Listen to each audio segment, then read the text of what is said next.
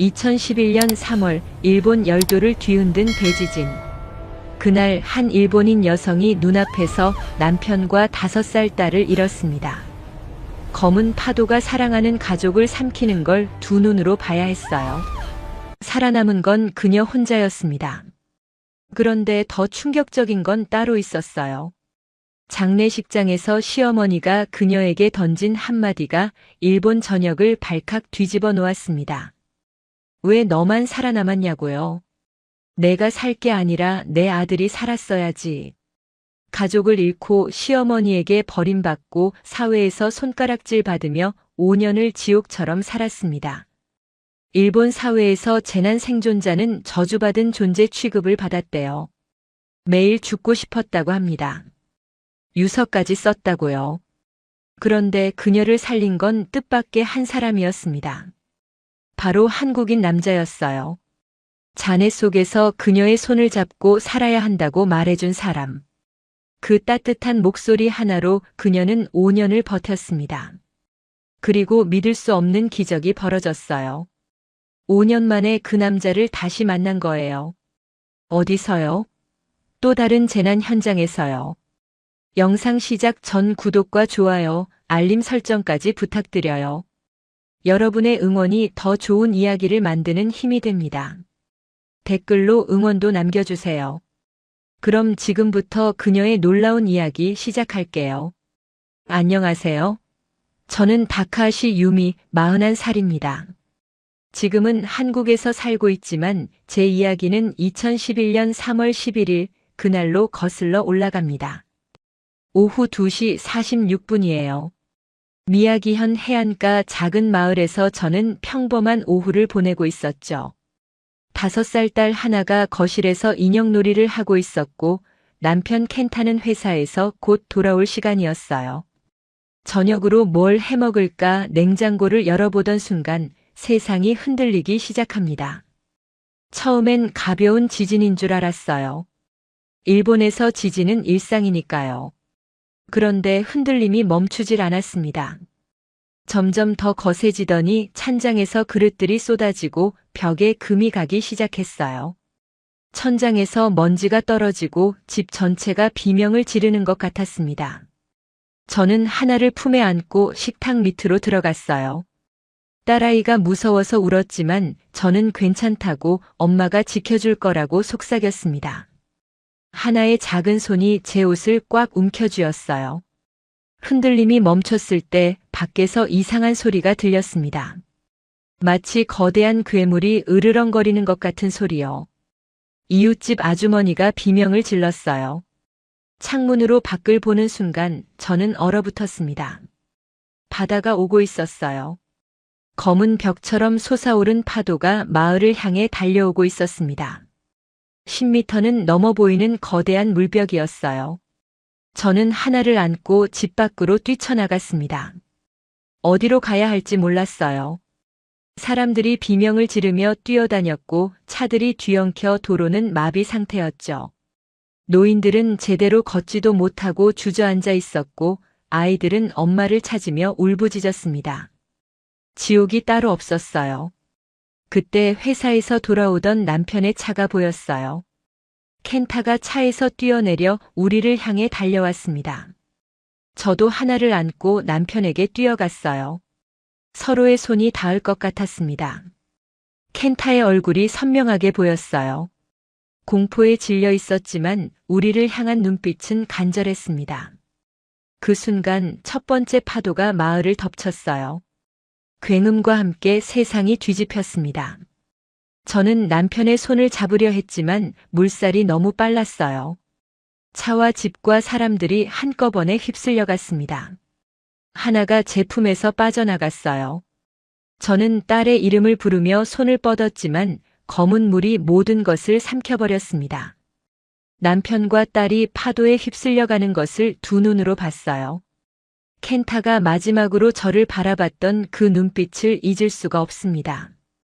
절망과 미안함이 뒤섞인 눈빛이었어요. 하나는 엄마를 부르며 작은 손을 뻗었지만 저는 아무것도 할 수 없었습니다. 그냥 바라볼 수밖에 없었어요. 저도 물에 휩쓸렸습니다. 차와 나무 조각과 지붕 파편들 사이에서 허우적거렸어요. 바닷물이 입과 코로 들어왔고 숨을 쉴 수가 없었습니다. 무언가에 머리를 세게 부딪혔어요. 의식이 흐려지면서 저는 이대로 죽는구나 싶었습니다. 솔직히 말하면 그게 더 나을 것 같았어요. 가족 없이 혼자 살아서 뭘 하겠어요. 얼마나 시간이 흘렀는지 모르겠어요. 정신을 차려보니 저는 무너진 건물 잔해 사이에 끼어 있었습니다. 온몸이 아팠고 갈비뼈가 부러진 것 같았어요. 숨쉬기도 힘들었습니다. 주변은 진흙과 잔해로 뒤덮여 있었고 여기저기서 신음소리가 들렸어요. 멀리서 구조대원들의 목소리가 들렸지만 소리를 지를 힘도 없었습니다. 그냥 눈을 감았어요. 이렇게 죽어도 괜찮다고 생각했습니다. 오히려 가족 곁으로 갈 수 있어서 다행이라고요. 그때 누군가의 손이 제 손을 잡았어요. 따뜻한 손이었습니다. 낯선 목소리가 들렸어요. 한국어였습니다. 억양이 달랐지만 또렷하게 들렸죠. 그 남자가 서툰 일본어로 말했어요. 살아야 한다고 제발 눈을 뜨라고요. 저는 눈을 뜨고 싶지 않았어요. 하지만 그 목소리가 너무 간절해서 그 손이 너무 따뜻해서 저도 모르게 눈을 떴습니다. 흐릿한 시야에 한 남자의 얼굴이 보였어요. 30 중반쯤 되어 보이는 남자였습니다. 한국에서 온 자원봉사자 조끼를 입고 있었고 온몸이 진흙투성이었어요. 하지만 눈빛은 따뜻했습니다. 그 남자는 저를 잔해 속에서 조심스럽게 끌어냈어요. 제가 울면서 가족을 찾아달라고 했지만 그는 아무 말 없이 저를 업고 뛰었습니다. 제가 계속 하나와 켄타의 이름을 부르며 울었지만 그는 묵묵히 달렸어요. 구급차에 실려 병원으로 향하는 동안 그 남자는 계속 제 손을 잡고 있었습니다. 괜찮을 거라고 살아야 한다고 계속 말했어요. 왜 살아야 하는지 모르겠다고 했더니 그가 말했습니다. 살아야 하는 이유는 살아보면 알게 된다고요. 병원에서 눈을 떴을 때 그 남자는 이미 떠난 뒤였어요. 간호사에게 물어봤지만 한국 봉사팀은 다른 피해 지역으로 이동했다고 했습니다. 이름도 연락처도 남기지 않았더군요. 얼굴도 제대로 기억나지 않았어요. 그저 그 목소리만, 그 따뜻한 손의 감촉만 선명하게 남았습니다. 장례식은 열흘 후에 치러졌어요. 남편과 딸의 시신은 끝내 찾지 못했습니다. 빈관 2개를 놓고 장례를 치르는데 시어머니 미츠코 씨가 저를 노려봤어요. 장례식장 한 구석에서 그녀가 저에게 말했습니다. 왜 너만 살았냐고 내가 대신 죽었어야 한다고요. 하나를 제대로 지키지 못한 내가 무슨 낯으로 살아있냐고요. 그 말이 칼처럼 가슴에 박혔습니다. 저도 그렇게 생각했으니까요. 장례식이 끝난 후 시어머니는 저를 가족에서 내쫓았어요. 아들과 손녀를 지키지 못한 며느리는 다카하시 가문에 필요 없다고요. 남편의 유품도 딸의 사진도 하나 가져갈 수 없었습니다.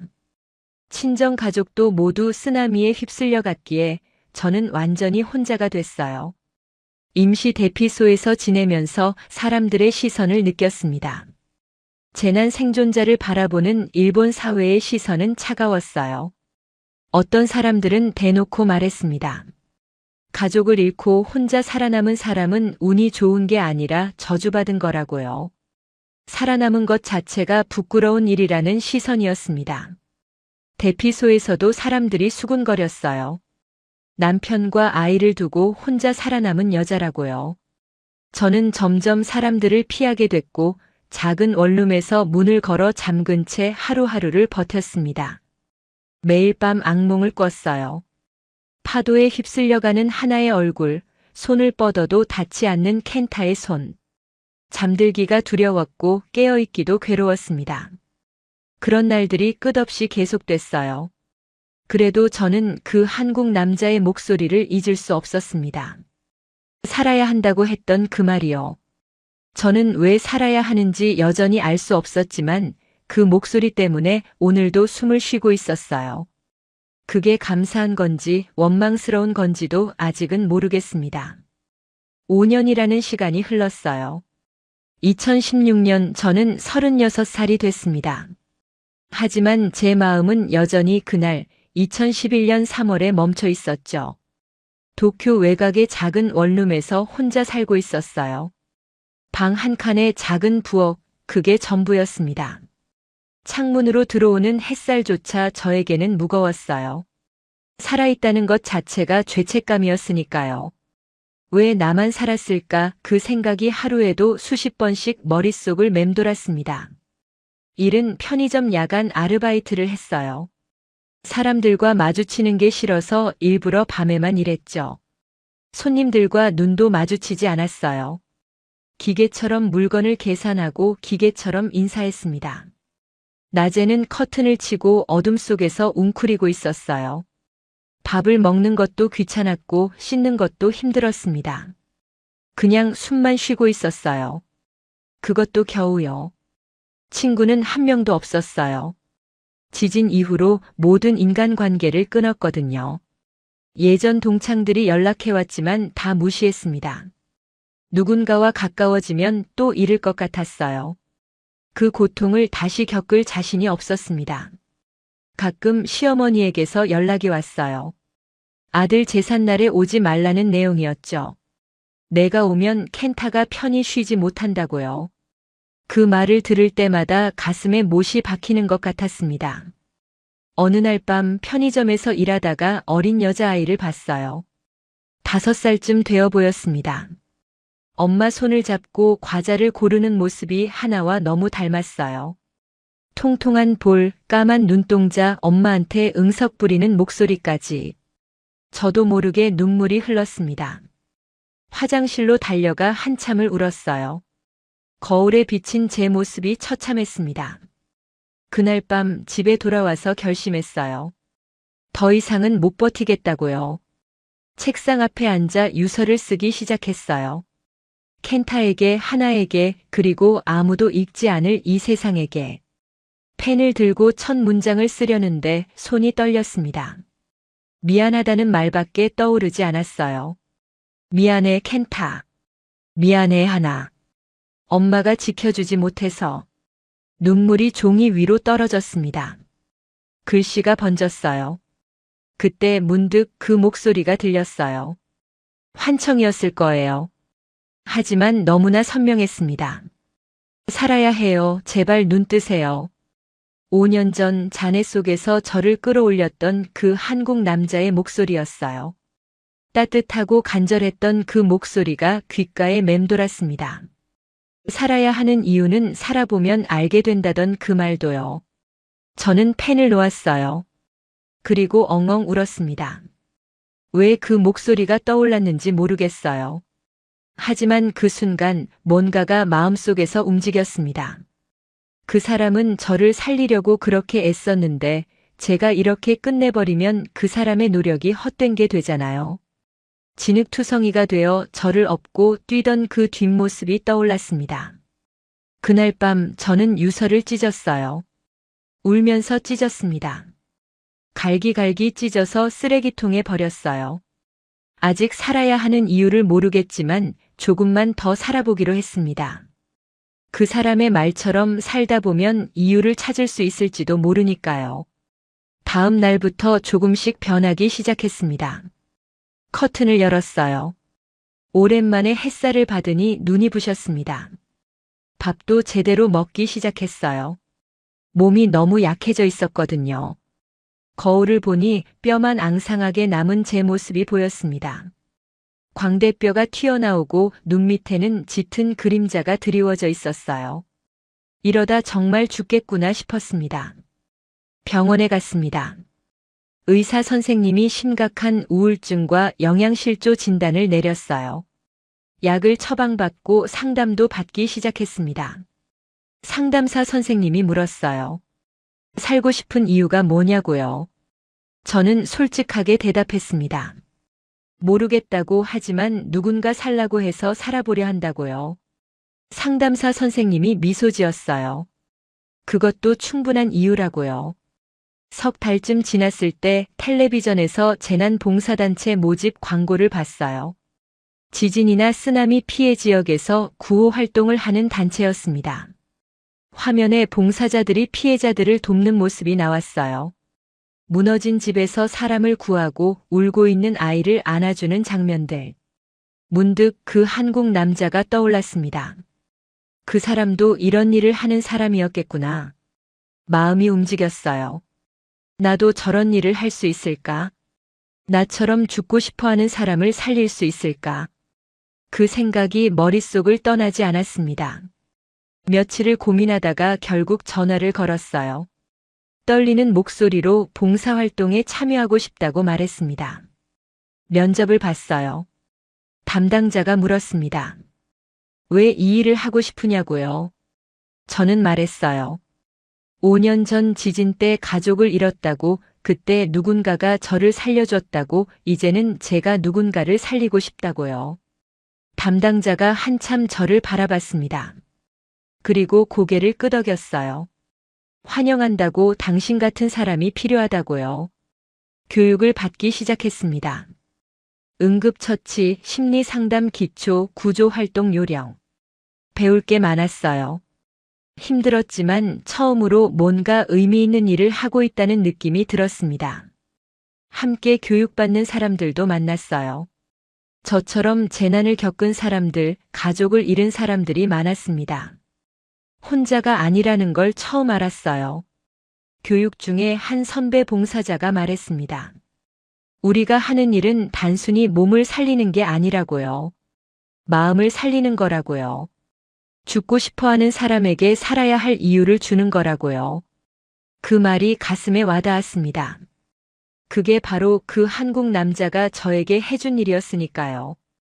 6개월간의 교육이 끝나고 저는 정식 봉사자가 됐습니다. 첫 파견지는 작은 지역의 홍수 피해 현장이었어요. 떨리는 마음으로 현장에 도착했습니다. 진흙탕이 된 마을, 울부짖는 사람들, 무너진 집들. 5년 전의 기억이 밀려왔지만 이를 악물었어요. 이번에는 제가 살리는 쪽이니까요. 피해자들을 돕기 시작했습니다. 물과 음식을 나눠주고 대피소를 정리하고 울고 있는 사람들 옆에 앉아 손을 잡아줬어요. 한 할머니가 저에게 말했습니다. 고맙다고, 내 덕분에 살 것 같다고요. 그 말을 듣는 순간 눈물이 났습니다. 이런 느낌이구나. 누군가를 살린다는 건. 봉사활동을 하면서 조금씩 변해갔어요. 여전히 악몽을 꾸고 여전히 가족이 그립지만 이제는 아침에 눈을 뜨는 게 두렵지 않았습니다.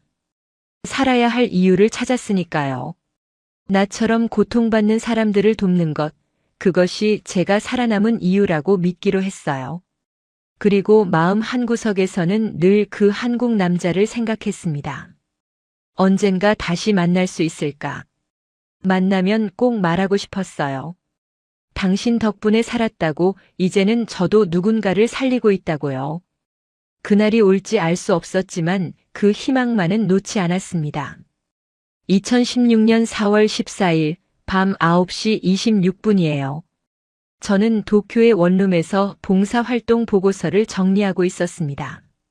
그때 텔레비전에서 긴급 속보가 흘러나왔어요. 구마모토현에서 규모 7.3의 강진이 발생했다고요. 화면에 무너진 건물들과 비명을 지르는 사람들이 보였습니다.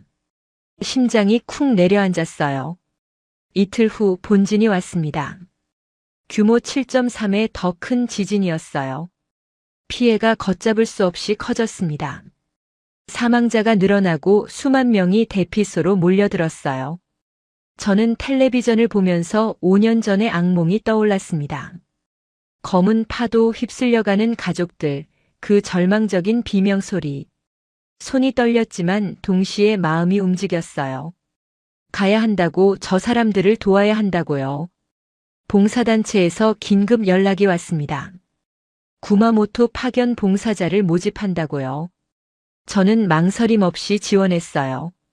다음 날 아침 저는 비행기에 올랐습니다. 창밖으로 보이는 구름을 바라보며 생각했어요. 5년 전에는 구해지는 쪽이었는데 이제는 구하는 쪽이 됐구나. 그 생각에 가슴이 뜨거워졌습니다. 구마모토 공항에 도착하니 혼란 그 자체였습니다.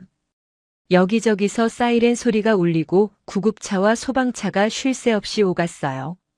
공항 로비에는 피해 지역에서 대피한 사람들이 가득했습니다. 아이들이 울고 노인들이 멍하니 앉아 있었어요. 봉사단체 버스를 타고 피해 지역으로 향했습니다. 차창 밖으로 보이는 풍경이 참혹했어요. 무너진 집들, 갈라진 도로, 멍하니 서 있는 사람들. 5년 전 도호쿠의 모습과 너무 닮아서 숨이 막혔습니다. 현장에 도착하니 이미 여러 봉사팀이 활동 중이었어요. 일본 각지에서 온 팀들, 그리고 해외에서 온 팀들도 있었습니다. 한국, 대만, 미국에서 온 봉사자들이 보였어요. 저는 배정받은 구역으로 이동했습니다. 무너진 가옥들 사이에서 생존자를 찾고 부상자를 이송하는 일이었어요. 5년 전의 기억이 자꾸 떠올랐지만 이를 악물고 일했습니다. 첫째 날은 정신없이 지나갔습니다. 점심도 제대로 못 먹고 뛰어다녔어요. 무너진 집에서 할아버지 한 분을 구출했을 때 그분이 제 손을 꼭 잡으며 울었습니다. 고맙다고, 살려줘서 고맙다고요. 저도 눈물이 났어요. 5년 전 누군가가 저에게 해줬던 것을 이제 제가 하고 있구나. 그 느낌이 가슴 깊이 퍼졌습니다. 둘째 날 오후 저는 탈진 직전이었습니다. 밤새 악몽을 꿔서 제대로 잠을 못 잤거든요. 꿈에서 하나가 저를 불렀어요. 엄마, 엄마 하면서요. 작은 손을 뻗었지만 닿지 않았습니다. 파도가 하나를 삼키는 순간 비명을 지르며 깨어났어요. 베개가 눈물로 젖어 있었습니다. 그래도 아침에 일어나 현장으로 나갔어요. 멈출 수 없었습니다.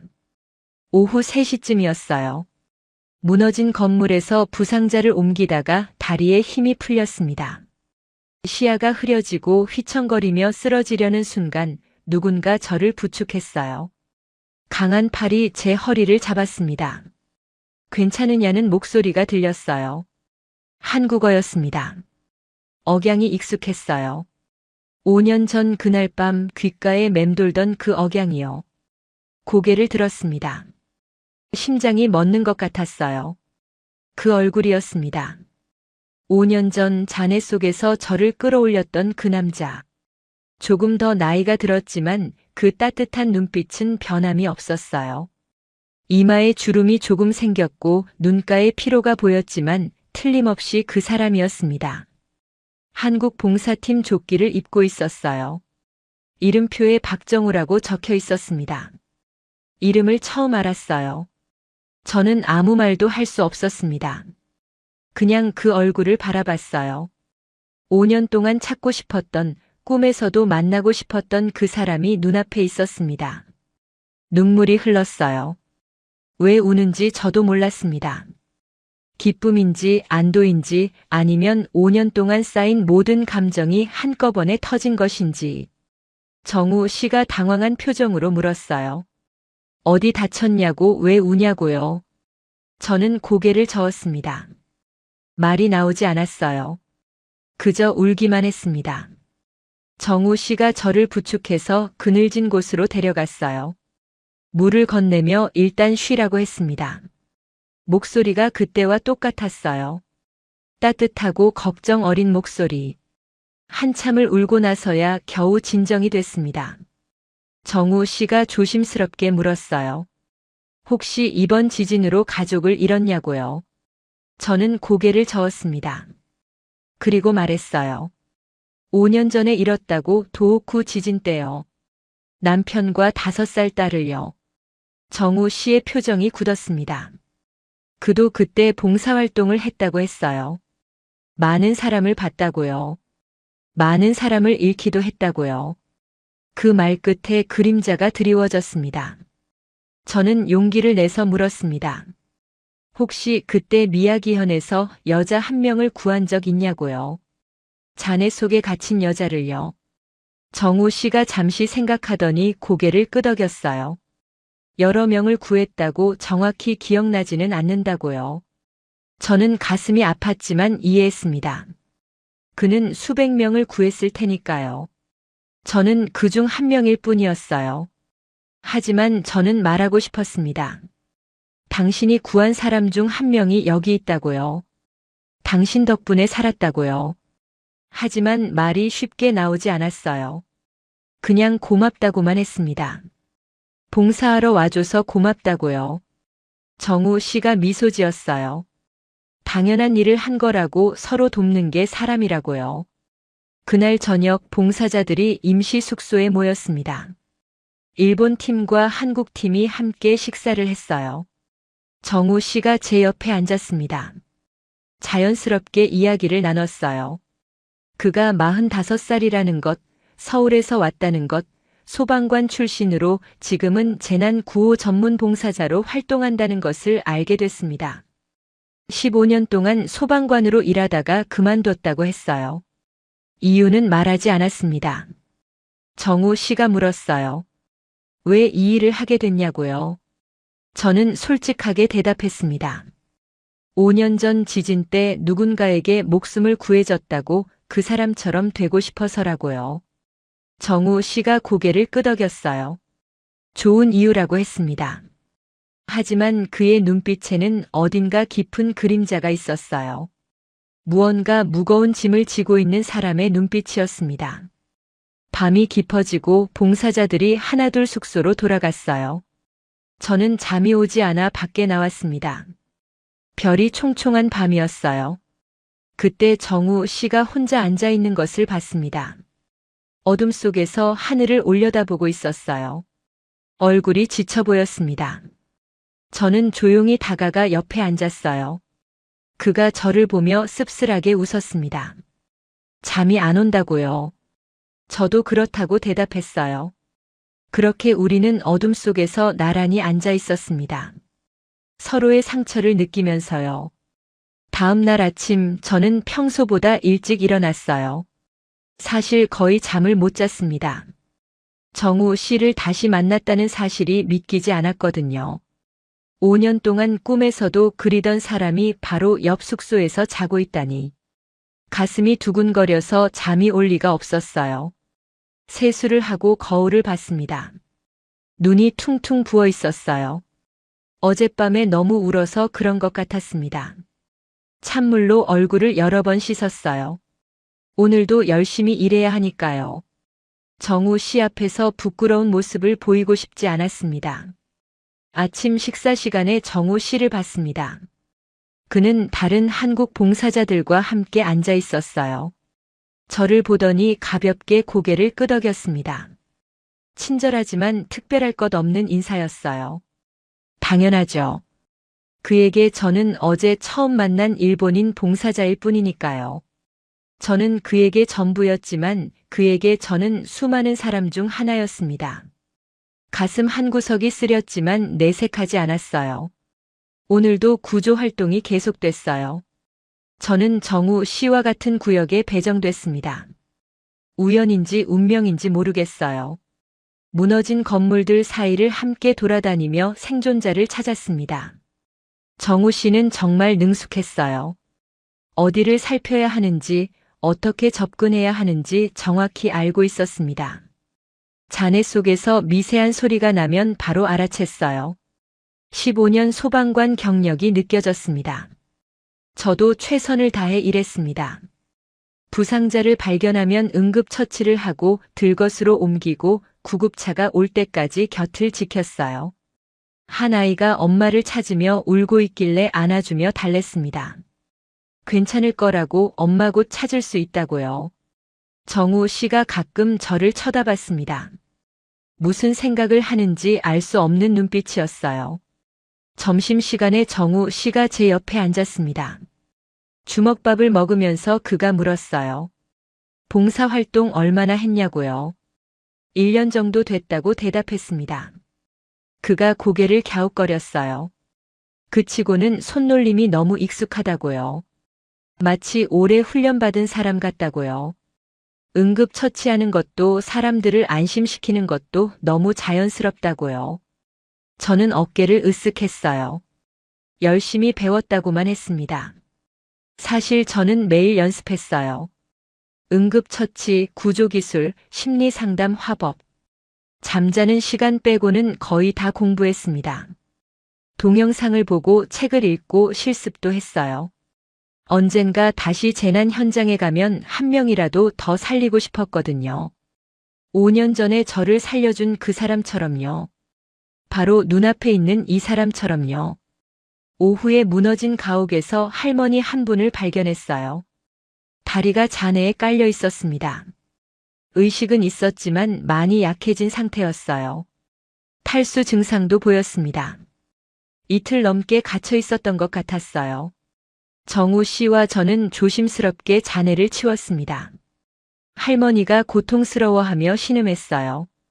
저는 할머니 손을 잡고 말했습니다. 괜찮을 거라고, 조금만 참으라고요. 곧 나갈 수 있다고요. 그 순간 정우 씨가 멈칫했어요. 이상한 표정으로 저를 봤습니다. 뭔가 떠올리려는 것 같은 눈빛이었어요. 눈썹이 찌푸려지고 입술이 살짝 벌어졌습니다. 하지만 이내 고개를 저으며 다시 작업에 집중했어요. 저는 심장이 쿵쾅거렸습니다. 혹시 기억난 걸까요? 아니, 기대하지 말자고 스스로에게 말했어요. 할머니를 무사히 구출했어요. 구급차에 실려가는 할머니가 우리에게 손을 흔들었습니다. 고맙다고, 은인이라고요. 정우 씨가 손을 흔들어 답했어요. 저도 따라 흔들었습니다. 이런 순간이 이 일을 하는 이유예요. 누군가를 살렸다는 그 느낌. 5년 전 그가 느꼈을 그 감정을 이제 저도 알 것 같았습니다. 저녁이 되자 정우 씨가 이상해졌어요. 말수가 줄었고 표정이 어두워졌습니다. 다른 봉사자들과도 거의 대화하지 않았어요. 식사도 거의 하지 않고 먼저 자리를 떴습니다. 한국 봉사자 한 명이 걱정스러운 표정으로 그를 바라봤어요. 저는 무슨 일인지 물었습니다. 그 봉사자가 말했어요. 정우 형이 가끔 저런다고요. 특히 노인을 구출한 날에는요. 밤에 또 잠이 오지 않아 밖에 나왔습니다. 역시나 정우 씨가 있었어요. 어젯밤과 같은 자리에 앉아 있었습니다. 하지만 오늘은 달랐어요. 고개를 숙이고 양손으로 얼굴을 감싸고 있었습니다. 어깨가 떨리고 있었어요. 울고 있는 것 같았습니다. 저는 심장이 조여왔어요. 저는 조용히 다가갔어요. 옆에 앉았지만 아무 말도 하지 않았습니다. 그냥 곁에 있어줬어요. 한참 후에 정우 씨가 얼굴을 들었습니다. 눈이 붉었어요. 미안하다고 했습니다. 꼴 사납게 됐다고요. 저는 괜찮다고 했어요. 울어도 된다고요. 저도 많이 울었다고요. 정우 씨가 쓴웃음을 지었습니다. 그리고 천천히 말하기 시작했어요. 오늘 구한 할머니가 누군가를 떠올리게 했다고요. 2011년 도호쿠에서 구하지 못한 할머니가 있었다고요. 잔해 속에 갇혀 있었는데 손을 뻗으면 닿을 것 같았대요. 하지만 여진이 와서 건물이 더 무너졌고 그 할머니는 눈앞에서 숨졌다고요. 손을 잡고 있었는데 그 손이 점점 차가워지는 걸 느꼈다고요. 아무것도 할 수 없었다고요. 정우 씨의 목소리가 떨렸습니다. 그 후로 매일 꿈에 나온다고요. 그 할머니뿐만 아니라 구하지 못한 사람들 모두가요. 얼굴들이 떠오른다고요. 왜 나를 살리지 않았냐고 묻는다고요. 그래서 소방관을 그만뒀다고요. 더 이상 견딜 수 없어서요. 하지만 봉사활동은 놓을 수 없다고요. 속죄하는 기분으로 한다고요. 저는 가슴이 찢어지는 것 같았어요. 이 사람도 이렇게 고통받고 있었구나. 저를 살렸던 그 강한 손이, 그 따뜻한 목소리가 이렇게 무너지고 있었구나. 저는 아무 말도 할 수 없었습니다. 그냥 손을 뻗어 그의 손을 잡았어요. 5년 전 그가 제 손을 잡아줬던 것처럼요. 정우 씨가 깜짝 놀라 저를 봤습니다. 저는 말했어요. 당신이 구한 사람도 있다고요. 그 사람들은 지금 살아서 숨 쉬고 있다고요. 당신 덕분에 웃고 울고 사랑하고 있다고요. 구하지 못한 사람만 기억하지 말라고요. 구한 사람도 기억해달라고요. 정우 씨가 한참 저를 바라봤습니다. 그리고 작게 고마워라고 말했어요. 우리는 한참 동안 손을 잡고 앉아 있었어요. 밤바람이 차가웠지만 잡은 손은 따뜻했습니다. 숙소로 돌아가는 길에 정우 씨가 물었어요. 재난 피해 경험이 있냐고요. 말하는 게 너무 익숙해서요. 마치 직접 겪어본 사람 같다고요. 저는 잠시 망설였습니다. 그리고 대답했어요. 네, 있다고요. 5년 전 도호쿠에서요. 정우 씨가 발걸음을 멈췄습니다. 미안하다고 했어요. 저는 괜찮다고 했습니다. 이제는 괜찮다고요. 당신 같은 사람 덕분에요. 구마모토에서의 봉사활동이 닷새째로 접어들었어요. 저와 정우 씨는 자연스럽게 함께 일하게 됐습니다. 같은 구역에서 활동하고 식사도 함께하고 밤에는 나란히 앉아 이야기를 나눴어요. 아직 서먹한 부분이 있었지만 조금씩 거리가 좁혀지는 게 느껴졌습니다. 그가 웃을 때면 가슴이 따뜻해졌어요. 5년 동안 찾던 사람이 바로 옆에 있다는 사실이 여전히 꿈만 같았습니다. 그날 저녁 봉사자들이 모닥불을 피웠어요. 피해 지역의 밤은 춥고 어두웠거든요. 전기가 끊긴 곳이 많아서 모닥불이 유일한 빛이었습니다. 타닥타닥 나무 타는 소리가 고요한 밤에 울려 퍼졌어요. 일본 봉사자들과 한국 봉사자들이 둘러앉아 불을 쬐었습니다. 20여 명쯤 됐어요. 누군가 통기타를 가져와서 조용한 노래를 연주했습니다. 슬프지만 따뜻한 분위기였어요. 정우 씨가 제 옆에 앉았습니다. 모닥불에 비친 그의 얼굴이 따뜻해 보였어요. 불빛이 그의 눈에 반사되어 반짝였습니다. 며칠간 함께 일하면서 그에 대해 많이 알게 됐어요. 과묵하지만 따뜻한 사람이라는 것, 누구보다 열심히 일한다는 것, 그리고 깊은 상처를 안고 있다는 것을요. 저와 비슷한 사람이었습니다. 한 봉사자가 말했어요. 다들 왜 이 일을 시작했냐고요. 돌아가면서 이야기하자고 했습니다. 어떤 사람은 재난 뉴스를 보고 충격받아서 시작했다고 했어요. 어떤 사람은 가족이 소방관이라 자연스럽게 시작했다고요. 또 어떤 사람은 어릴 때 화재로 집을 잃었는데 그때 받은 도움을 갚고 싶어서라고 했습니다. 모두 각자의 이유가 있었어요. 저는 제 차례가 오면 뭐라고 할지 고민했습니다. 정우 씨 차례가 됐어요. 그가 잠시 침묵했습니다. 모닥불을 바라보며 천천히 입을 열었어요. 자기는 소방관이었다고요. 15년 동안 불을 끄고 사람을 구하고 생명을 살리는 일을 했다고요. 자랑스러운 일이었지만 구하지 못한 사람들이 더 많았다고요. 그 얼굴들이 매일 꿈에 나온다고요. 그 무게가 너무 무거워서 결국 그만뒀다고 했습니다. 목소리가 낮게 가라앉았어요. 그리고 정우 씨가 말을 이었어요. 2011년에 일본에 왔었다고요. 도호쿠 대지진 때요. 한국에서 긴급 봉사팀으로 파견됐다고요. 비행기에서 내리자마자 현장으로 갔대요. 열흘 동안 잠도 제대로 못 자며 사람들을 구했다고요. 수십 명을 구했지만 수백 명은 구하지 못했다고요. 저는 심장이 두근거리기 시작했습니다. 손에 땀이 났어요. 정우 씨가 계속 말했어요. 그때 구한 사람들 중에 한 여자가 있었다고요. 미야기현에서요. 무너진 집 잔해 속에 갇혀 있었는데 거의 포기한 상태였대요. 눈도 감고 있었고 숨도 거의 안 쉬는 것 같았대요. 근데 손을 잡으니까 아직 따뜻하더래요. 그래서 포기하지 않았대요. 저는 숨이 멎는 것 같았어요. 온몸에 소름이 돋았습니다. 정우 씨가 말했습니다. 그 여자 손을 잡고 살아야 한다고 말했다고요. 제발 눈을 뜨라고요. 간절하게 말했대요. 그랬더니 정말 눈을 떴대요. 그 눈빛을 아직도 기억한다고요. 절망과 고통으로 가득했지만 어딘가에 살고 싶다는 작은 불씨가 있었다고요. 그래서 더 열심히 구했다고요. 업고 뛰었대요. 근데 그 여자가 살았는지 죽었는지 모른다고요. 병원에 넘기고 바로 다른 현장으로 갔거든요. 가끔 그 여자가 살았으면 좋겠다고 생각한다고요. 저는 눈물이 흘렀습니다. 멈출 수가 없었어요. 그게 저였어요. 그 여자가 저였습니다.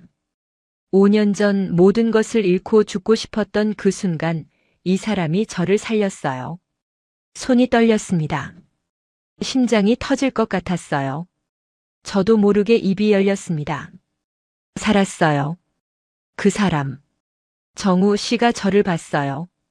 다른 봉사자들도 저를 쳐다봤습니다. 모닥불이 타닥거리는 소리만 들렸어요. 저는 눈물을 닦지도 않고 말했습니다. 그 여자 살았어요. 지금 여기 있어요. 정우 씨의 눈이 커졌습니다. 무슨 말이냐는 듯이 저를 바라봤어요. 저는 떨리는 목소리로 말했습니다. 저예요. 그때 그 여자가요. 2011년 3월 미야기현에서 당신이 구한 사람이요. 잔해 속에 갇혀 있었고 남편과 5살 딸을 잃었고 죽고 싶었던 그 여자요. 모닥불 주변이 조용해졌어요. 모두가 숨을 죽이고 있었습니다. 바람 소리조차 멈춘 것 같았어요. 정우 씨가 천천히 저에게 다가왔습니다. 제 얼굴을 뚫어지게 봤어요. 정말이냐고 물었습니다. 목소리가 떨리고 있었어요. 저는 고개를 끄덕였어요. 그리고 말했습니다. 잔해 속에서 당신 손이 제 손을 잡았어요. 살아야 한다고 했죠. 제발 눈을 뜨라고요. 그 목소리가 너무 따뜻해서 눈을 떴어요. 그리고 당신이 저를 업고 뛰었어요. 진흙투성이가 되면서도요. 구급차에서도 제 손을 놓지 않았어요. 괜찮을 거라고 계속 말해줬어요. 살아야 하는 이유는 살아보면 알게 된다고 했어요. 정우 씨의 눈에서 눈물이 흘렀습니다. 저도 울고 있었어요. 그가 말했어요. 기억난다고요. 그 여자 기억난다고요. 잔해 속에서 거의 죽어가고 있었는데 눈을 떴을 때 그 눈빛을 잊을 수 없다고요. 살고 싶다는 눈빛이었다고요. 살아줘서 고맙다고요. 저는 더 크게 울었습니다. 5년 동안 하고 싶었던 말이 터져 나왔어요. 당신 덕분에 살았다고요. 죽으려고 했는데 당신 목소리가 떠올라서 살았다고요. 유서를 쓰다가 그 목소리 때문에 펜을 놓았다고요. 당신이 한 말, 그 말 때문에 여기까지 왔다고요. 정우 씨가 무너지듯 울었어요. 어깨가 들썩였습니다. 구한 사람 중에 살아있는 사람이 있다는 걸 직접 확인한 건 처음이라고요. 항상 구하지 못한 사람들만 떠올랐는데 이렇게 살아서 다시 만날 줄 몰랐다고요. 저는 그의 손을 잡았어요. 5년 전처럼요.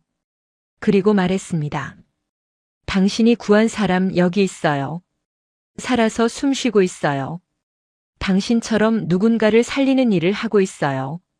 당신이 저한테 준 걸 저도 다른 사람한테 주고 있어요. 정우 씨가 제 손을 꼭 쥐었습니다. 고맙다고 했어요. 살아줘서 고맙다고요. 이렇게 다시 만나줘서 고맙다고요. 저도 같은 말을 했어요. 살려줘서 고맙다고요. 모닥불 주변의 봉사자들이 하나둘 박수를 치기 시작했어요. 어떤 사람은 울고 있었고 어떤 사람은 미소 짓고 있었습니다. 한일 양국의 봉사자들이 함께 이 순간을 목격하고 있었어요. 재난 속에서 만난 두 사람이 5년 만에 다시 만난 기적을요. 그날 밤 정우 씨와 저는 모닥불이 꺼질 때까지 이야기했어요. 서로의 5년에 대해요. 우리는 처음 만난 사이가 아니었어요. 죽음과 삶의 경계에서 이미 만났던 사람들이었습니다. 모닥불 앞에서의 고백 이후 저와 정우 씨의 관계는 완전히 달라졌어요. 더 이상 서먹하지 않았습니다. 5년 전 죽음의 문턱에서 만났던 두 사람이 이제야 제대로 마주한 거였어요. 운명이라는 말을 믿지 않았는데 이건 운명이 아니면 뭘까요? 구마모토에서의 봉사활동이 막바지에 접어들었습니다. 열흘간의 활동이 거의 끝나가고 있었어요. 낮에는 여전히 함께 일했습니다. 무너진 건물을 치우고 피해자들을 돕고 대피소에서 봉사했어요. 정우 씨와 저는 손발이 척척 맞았습니다. 말하지 않아도 서로 뭘 해야 하는지 알았어요. 다른 봉사자들이 우리를 보며 웃었습니다. 마치 오래 호흡을 맞춘 파트너 같다고요. 하지만 밤이 되면 우리 둘만의 시간이 생겼습니다. 그날 밤도 우리는 숙소 밖에 나란히 앉아 있었어요. 별이 쏟아지는 밤이었습니다. 구마모토의 밤하늘은 도쿄와 달리 별이 선명하게 보였어요. 은하수가 희미하게 흐르고 있었습니다. 밤 공기가 차가웠지만 옆에 정우 씨가 있어서 따뜻했어요. 정우 씨가 먼저 입을 열었습니다. 아직도 믿기지 않는다고요. 내가 구한 사람이 여기 있다는 게요. 그것도 같은 일을 하고 있다는 게요. 목소리가 떨렸어요. 저는 미소 지으며 말했습니다. 저도 믿기지 않아요. 5년 동안 찾던 사람이 눈앞에 있다는 게요. 꿈에서도 만나고 싶었던 사람이요. 정우 씨가 저를 바라봤어요.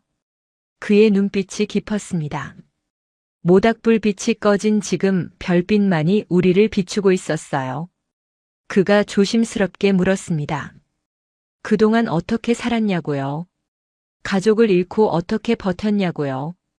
저는 잠시 침묵했습니다. 그리고 솔직하게 말하기 시작했어요. 처음 5년은 지옥이었다고요. 매일 죽고 싶었다고요.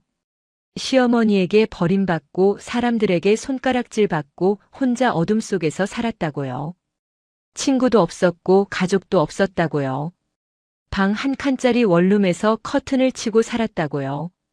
편의점 야간 알바로 근근히 먹고 살았다고요.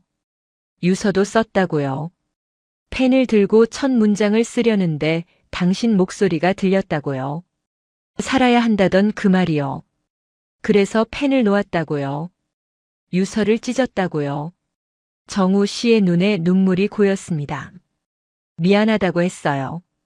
더 일찍 찾지 못해서요. 이름도 모르고 떠나서요. 저는 고개를 저었습니다. 미안할 거 없다고요. 당신은 이미 저를 살렸다고요. 2번이나요.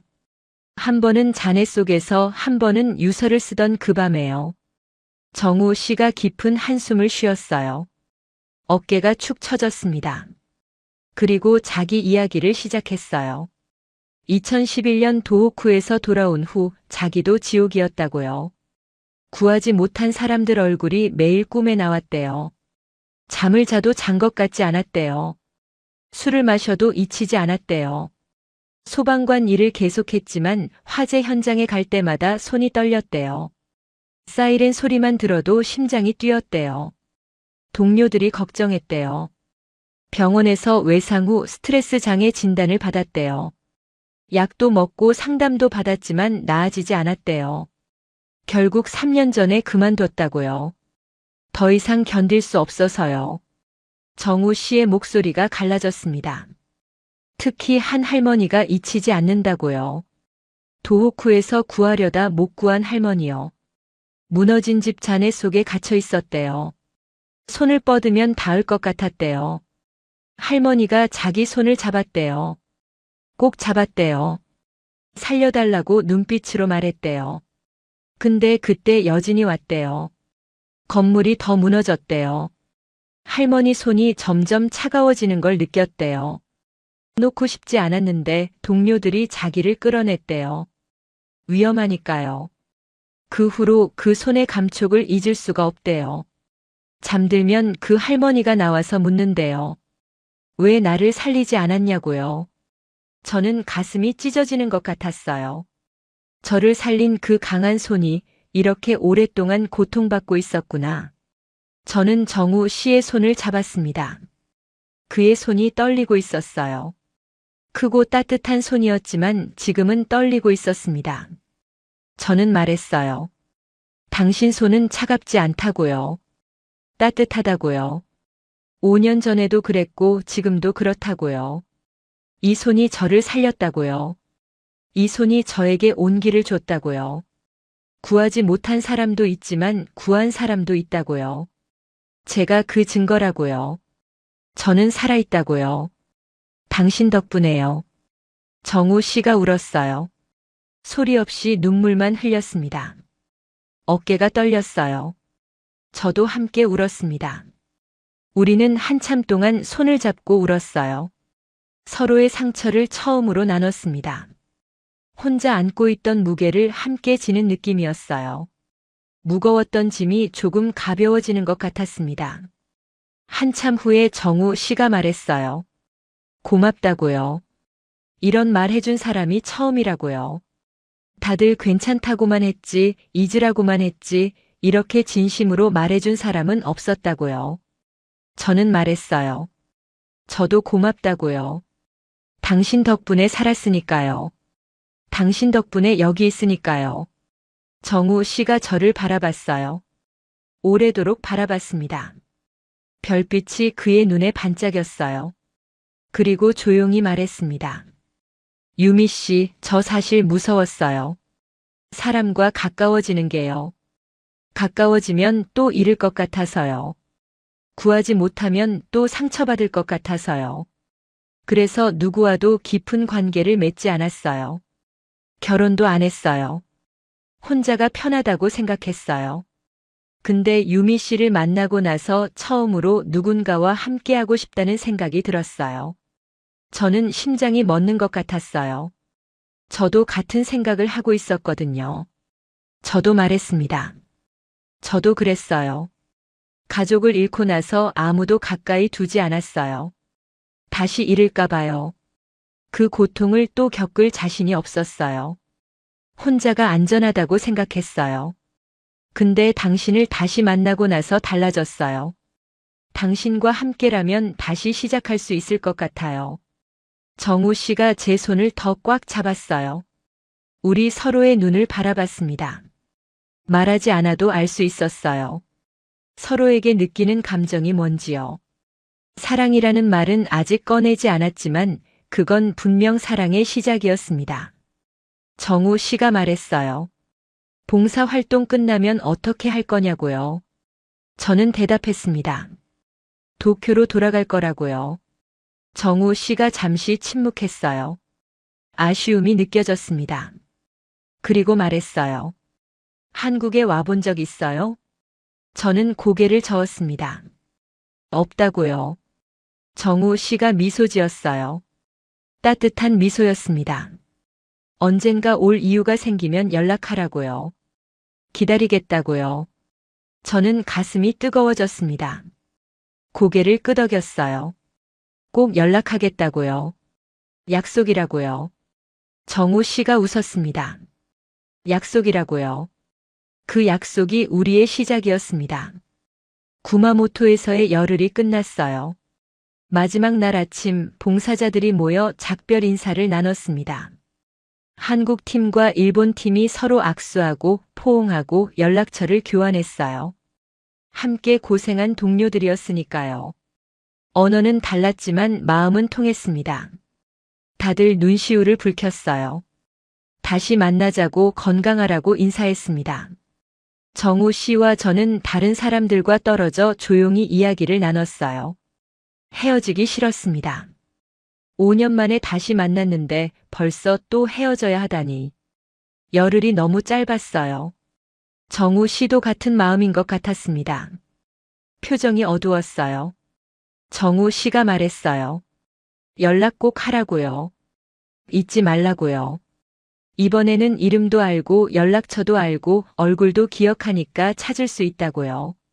저는 고개를 끄덕였습니다. 당연하다고요. 이번에는 절대 잊지 않겠다고요. 놓치지 않겠다고요. 정우 씨가 주머니에서 뭔가를 꺼냈어요. 작은 종이약이었습니다. 언제 접었는지 모르겠어요.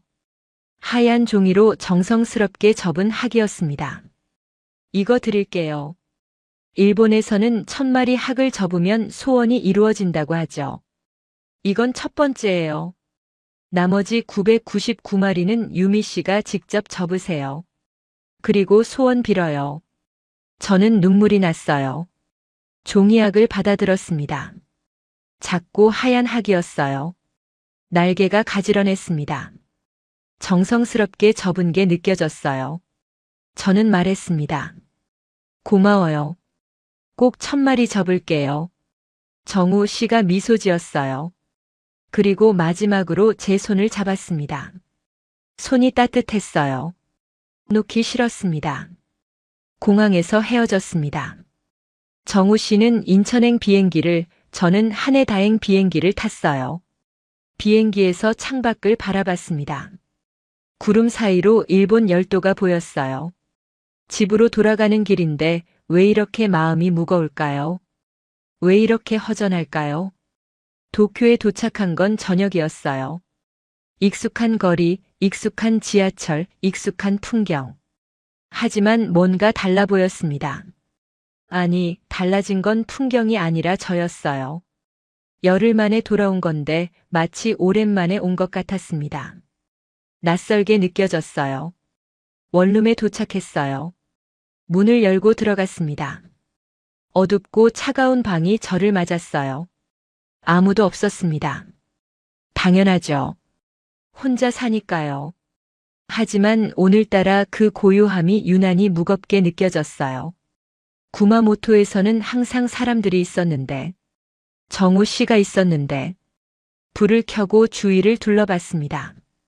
좁은 방, 낡은 가구, 최소한의 살림살이. 5년 동안 이렇게 살았어요. 생존하기 위해 살았지 행복하기 위해 산 게 아니었습니다. 그냥 하루하루를 버텼을 뿐이에요. 숨만 쉬며 살았어요. 짐을 풀다가 정우 씨가 준 종이약이 눈에 들어왔어요. 조심스럽게 꺼내서 책상 위에 올려놓았습니다. 작은 학이 외롭게 서 있었어요. 마치 저처럼요. 마치 이 방처럼요. 그날 밤 잠이 오지 않았습니다. 천장을 바라보며 구마모토에서의 열흘을 떠올렸어요. 정우 씨와 함께한 시간들이 스쳐 지나갔습니다. 함께 일하고 함께 웃고 함께 울었던 시간들. 밤하늘 아래 나란히 앉아 이야기했던 시간들. 손을 잡고 서로의 상처를 나눴던 시간들. 그 열흘이 지난 5년보다 더 따뜻했어요. 핸드폰이 울렸습니다. 정우 씨였어요. 문자가 왔습니다. 잘 도착했냐고요? 저는 바로 답장했어요. 네, 잘 도착했어요. 정우 씨도요? 바로 답이 왔습니다. 나도요. 오늘 하루 수고했어요.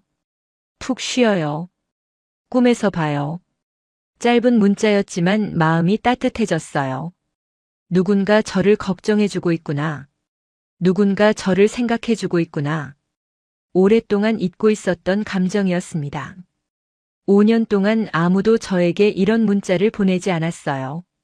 다음 날부터 일상이 시작됐어요.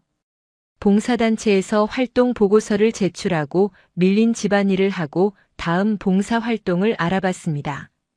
편의점 알바도 다시 시작했어요. 평소와 다를 것 없는 일상이었습니다. 하지만 뭔가 허전했어요. 정우 씨가 없는 일상이 공허했습니다. 정우 씨와는 매일 연락했어요. 아침에 일어나면 안부 문자를 보내고 밤에 자기 전에 영상통화를 했습니다.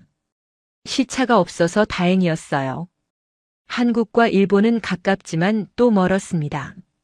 비행기로 2시간이면 갈 수 있는 거리인데 왜 이렇게 멀게 느껴질까요? 일주일이 지났어요. 어느 날 밤 정우 씨와 통화하다가 그가 물었습니다.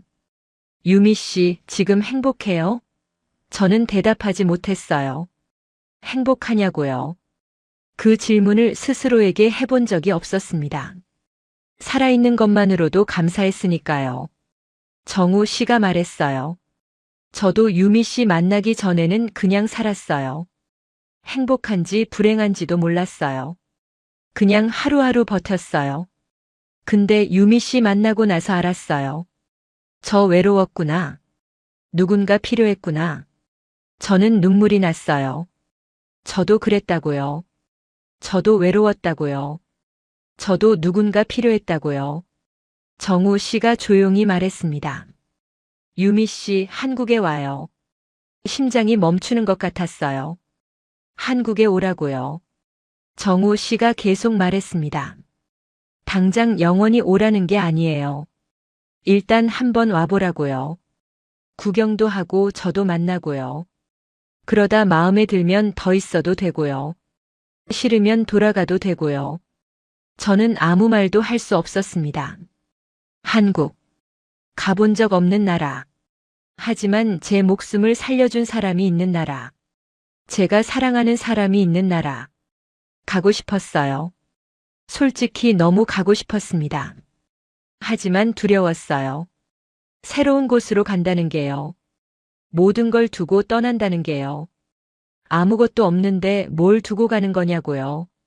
그래요. 저는 아무것도 없었습니다. 가족도 친구도 커리어도. 이 좁은 원룸 하나가 전부였어요.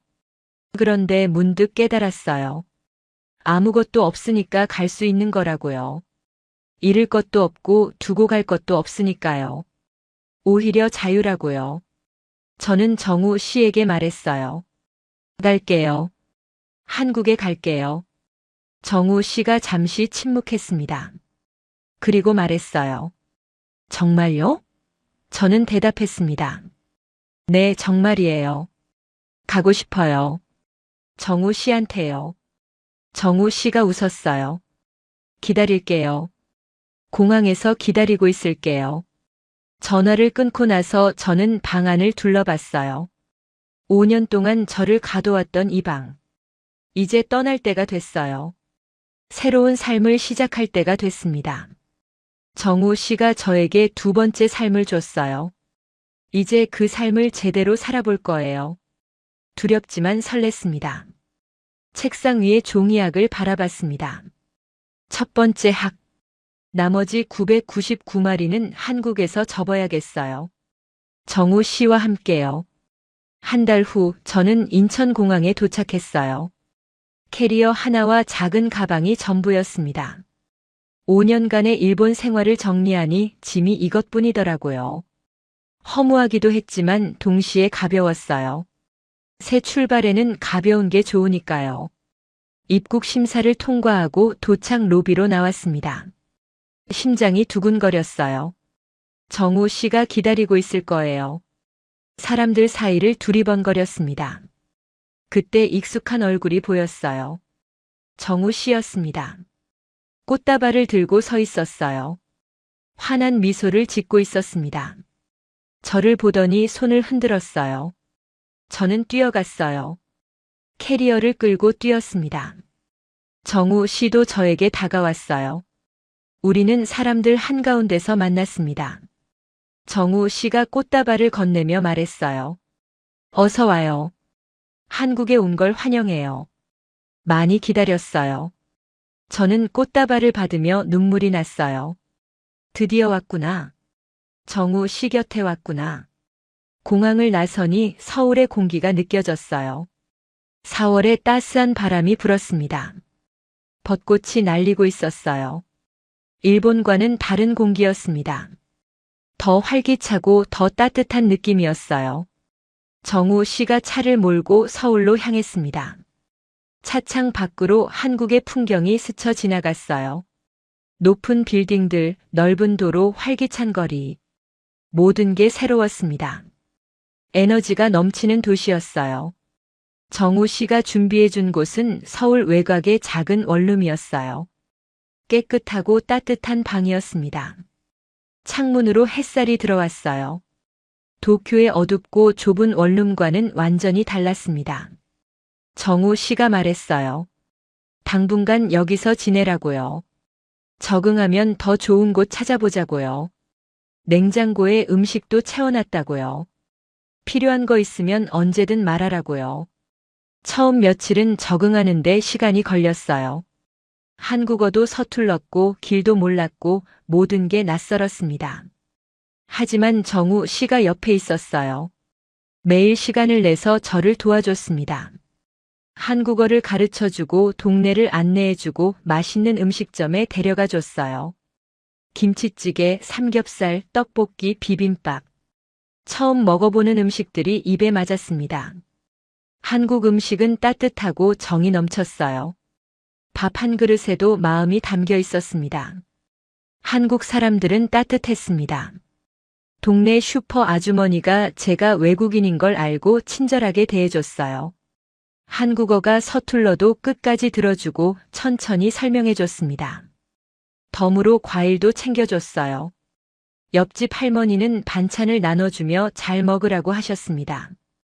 카페 직원은 주문이 틀려도 웃으며 다시 받아줬어요. 버스 기사님은 내릴 곳을 알려주셨고요. 일본에서는 느끼지 못했던 따뜻함이었습니다. 이웃이 있다는 게 혼자가 아니라는 게 이런 느낌이구나 싶었어요. 한 달이 지나고 저는 한국 생활에 조금씩 적응했어요. 간단한 한국어 회화도 할 수 있게 됐습니다. 안녕하세요. 감사합니다. 사랑해요. 정우 씨가 가장 먼저 가르쳐준 말들이에요. 정우 씨가 소개해준 봉사단체에서 활동도 시작했습니다. 재난 구호 봉사자로요. 일본에서의 경험이 도움이 됐어요. 한국과 일본을 오가며 재난 현장에서 봉사했습니다. 저를 필요로 하는 곳이 있다는 게 행복했어요. 정우 씨와 저는 매일 만났어요. 함께 밥을 먹고 함께 산책하고 함께 시간을 보냈습니다. 주말에는 서울 곳곳을 구경했어요. 경복궁, 북촌화 농마을, 남산타워, 홍대거리. 정우 씨가 안내해줬습니다. 한국의 역사와 문화를 알아갈수록 이 나라가 좋아졌어요. 전통과 현대가 어우러진 매력적인 나라였습니다. 어느 날 정우 씨가 물었어요. 한국 생활 어떠냐고요? 저는 웃으며 대답했습니다. 행복하다고요. 처음으로 행복하다고 말할 수 있다고요. 일본에서는 한 번도 느끼지 못했던 감정이라고요. 여기가 제 집 같다고요. 정우 씨가 제 손을 잡았어요. 그리고 말했습니다. 유미 씨, 저랑 같이 살래요? 저는 심장이 멎는 것 같았어요. 같이 살자고요. 정우 씨가 계속 말했습니다. 혼자 있는 거 외로워요. 유미 씨도 그렇잖아요. 우리 서로 옆에 있어주면 안 될까요? 평생요. 저는 눈물이 났어요. 고개를 끄덕였습니다. 네, 같이 살아요. 정우 씨가 저를 안아줬어요. 따뜻했습니다. 5년 전 잔해 속에서 저를 안아 올렸던 그 팔이었어요. 그 팔이 지금 저를 안고 있었습니다. 우리는 서울 외곽의 작은 아파트로 이사했어요. 넓지 않았지만 충분했습니다. 두 사람이 살기에 딱 좋은 크기였어요. 베란다에서 한강이 보였습니다. 매일 아침 함께 일어나고 함께 밥을 먹고 함께 잠들었어요. 평범하지만 소중한 일상이었습니다. 행복이 뭔지 처음 알았어요. 봉사활동도 계속했습니다. 정우 씨와 함께요. 우리는 한일 재난 구호 협력 프로그램을 만들었어요. 양국의 봉사자들이 함께 훈련하고 함께 현장에 나가는 프로그램이요. 5년 전 저를 살린 그 인연이 이제 더 많은 사람을 살리는 연결고리가 됐습니다. 어느 날 저녁 정우 씨와 함께 한강공원을 산책했어요. 노을이 지고 있었습니다. 강물이 붉게 물들었어요. 정우 씨가 말했어요. 유미 씨 행복해요? 저는 웃으며 대답했습니다. 네, 행복해요. 당신 덕분에요. 정우 씨가 멈춰 섰어요. 그리고 제 손을 잡았습니다. 주머니에서 작은 상자를 꺼냈어요. 열어보니 반지가 있었습니다. 심장이 멎는 것 같았어요. 유미 씨, 저랑 결혼해 줄래요? 저는 눈물이 터졌어요. 고개를 끄덕였습니다. 네, 할게요. 당신이랑 결혼할게요. 정우 씨가 반지를 제 손가락에 끼워줬어요. 딱 맞았습니다. 우리는 노을 아래서 포옹했어요. 지나가는 사람들이 박수를 쳐줬습니다. 축하한다고요. 행복하라고요. 한국 사람들은 정말 따뜻했어요. 집에 돌아와서 책상 위에 종이약들을 바라봤어요. 1000마리가 됐습니다. 정우 씨가 준 첫 번째 학부터 시작해서 매일 조금씩 접었어요. 드디어 1000마리가 완성됐습니다. 소원을 빌었어요. 이 행복이 영원히 계속되기를요. 5년 전 저는 모든 것을 잃었어요. 가족을, 집을, 살아갈 이유를요. 하지만 한 남자가 저를 살렸습니다. 잔해 속에서 제 손을 잡고 살아야 한다고 말해준 사람. 그 사람이 저에게 두 번째 삶을 줬어요. 그리고 지금 그 사람과 함께 새로운 인생을 시작합니다. 한국이라는 따뜻한 나라에서요. 살아야 하는 이유는 살아보면 알게 된다고 했죠. 이제 알겠어요. 사랑하는 사람과 함께하기 위해서, 누군가를 돕기 위해서, 행복해지기 위해서요. 살아줘서 다행이에요. 살려줘서 고마워요. 사랑해요. 일본에서 모든 것을 잃은 여자가 있었습니다. 가족도, 집도, 살아갈 이유도요. 시어머니에게 버림받고 사회에서 외면당하며 5년을 혼자 버텼어요. 하지만 한국인 남자가 그녀에게 두 번째 삶을 선물했습니다. 잔해 속에서 손을 내밀어 살려줬고 5년 후에 기적처럼 다시 만나 평생을 함께하기로 했어요. 그녀는 지금 한국에서 살고 있습니다. 따뜻한 이웃들, 정이 넘치는 음식, 활기찬 거리. 모르는 사람도 반찬을 나눠주고 길을 잃으면 끝까지 안내해주는 나라. 일본에서는 느끼지 못했던 따뜻함을 한국에서 찾았다고 해요. 혼자였던 그녀에게 한국은 새로운 가족이 되어줬습니다. 재난은 국경을 가리지 않아요. 하지만 그 재난 속에서 손을 내미는 것, 생명을 살리는 것, 그게 바로 사람입니다. 한국과 일본, 두 나라 사람들이 함께 만들어가는 희망의 이야기였어요. 살아야 하는 이유는 살아보면 알게 된다고 했죠.